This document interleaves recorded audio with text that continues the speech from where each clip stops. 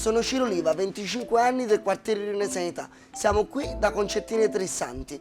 Ora vediamo come si fa l'impasto per fare le montanare. I 4 ingredienti che andremo ad utilizzare per le nostre montanare sono acqua, sale, farina di tipo 0 e lievito di birra. Procediamo con gli ingredienti.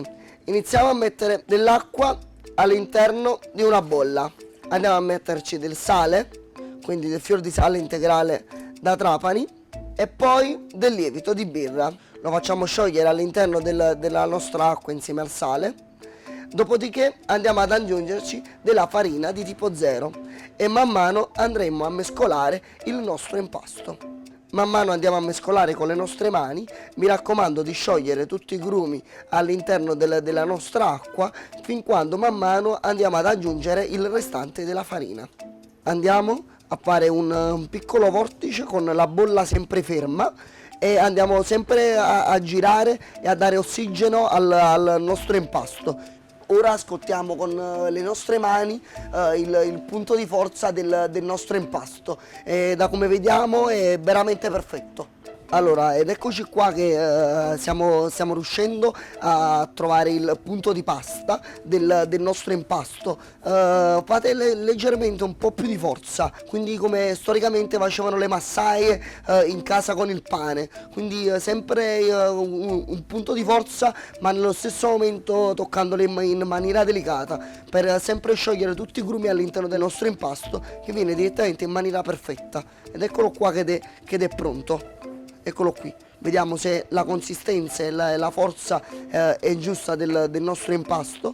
E poi subito dopo andiamo a posizionare il nostro bambino all'interno di questa bolla e poi lo andiamo a coprire con un canovaccio leggermente umido. Dopo che abbiamo messo il nostro canovaccio per far riposare il nostro impasto per 18 ore di lievitazione, quindi andiamo a fare i panilli pasta, significano i panetti di pasta piccoli, per poi andare a formare le nostre montanarine. Allora, ora andiamo a vedere il nostro impasto, andiamo a togliere questo canovaccio da sopra e vediamo che il nostro impasto è molto più liscio rispetto alla lavorazione che siamo andati a fare prima. Cominciamo a stagnare pasta, che significa iniziamo a fare i panetti di pasta, ragazzi. Allora, mi raccomando, fatevi aiutare sempre con un po' di farina, andiamo a staccare un pochettino di impasto.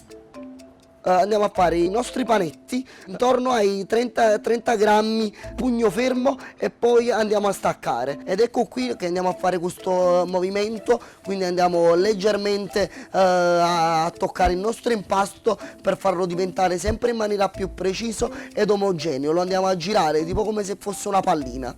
Ora facciamo riposare il nostro impasto per altre 6 ore all'interno di una tavolozza di legno che ora vi mostreremo. Prendiamo i nostri panetti, anche se non è una tavolozza così grande, e li andiamo a mettere all'interno della nostra tavola di legno con una distanza intorno alle 3-4 dita. Allora andiamo a coprire noi il nostro impasto o con un canovaccio umido oppure ci andiamo a posizionare una tavolozza, una cassetta di legno direttamente sull'impasto, che così tutta la parte del legno se lo vada a assorbire in umidità. Quindi abbiamo un impasto molto più leggero, molto più soffice e molto più scioglievole per il nostro palato. Allora, ed eccoci qua con le nostre montanarine fritte. Ora, prima di andarle a friggere, ecco la misura del nostro panetto intorno ai 30 grammi. Ora andiamo a prendere questo impasto e lo andiamo ad immergere all'interno della farina e con i nostri polpastrelli andiamo a stenderlo. Ed eccoci qua. E mi raccomando di non farlo troppo sottile sulla parte interna, ma deve essere leggermente un poco più spesso, che così a Napoli diciamo non si va a spugnare olio, quindi non vado ad assorbire troppo olio all'interno della montanarina. Ora andiamo a friggere le nostre montanarine, ragazzi. Eccola qui, andiamo ad immergerla all'interno del nostro olio bollente ad una temperatura all'incirca 190 gradi. Guardate quanto è omogeneo quando lo andiamo a staccare, eccolo, andiamo ad aprire.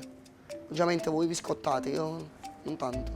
è vuotissimo e mezzo, quindi fate sempre una modalità che l'impasto sia vuoto sulla parte interna, che così è molto molto soffice, è leggero e si scioglie in bocca. Una volta fritta la nostra montanarina con il nostro indice, una volta posizionata all'interno del piatto, la andiamo a prendere e gli andiamo a fare un leggero tocco sulla parte centrale, che così andiamo a posizionare tutti gli ingredienti ed eccoci qua con la farcitura. Andiamo a prendere il pomodoro, quindi del pomodoro San Marzano lavorato direttamente in casa, eccolo qui. Ci andiamo a prendere un pesto di basilico però fatto alla napoletana, quindi ho messo soltanto del basilico e del pecorino bagnolese, quindi dall'Irpinia, con un filo dell'extravergine d'oliva, e andiamo a spoccare la nostra montanara in questa modalità, eccoci qua.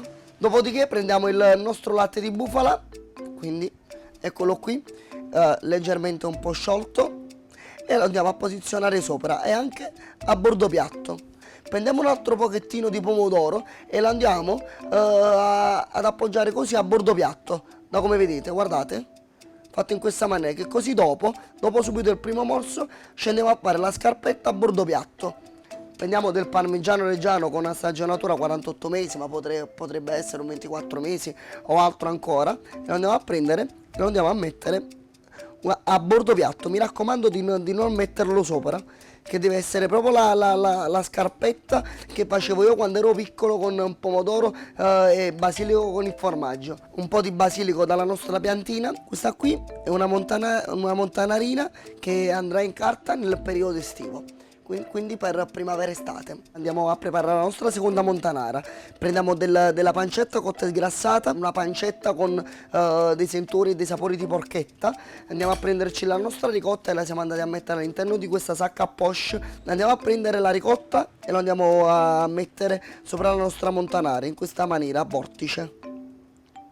Ed eccola qui. Subito dopo prendiamo questa microplane e ci facciamo questa scorza di limone sulla parte superiore. Eccola qua, che diamo un tocco di freschezza sulla parte del fritto e riusciamo a togliere un po' di grasso al nostro palato.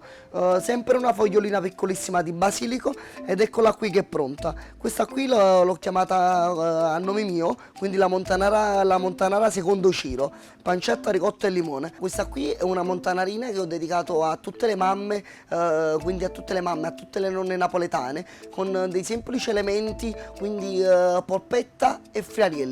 Andiamo a metterci questa salsa di friarielli, eccola,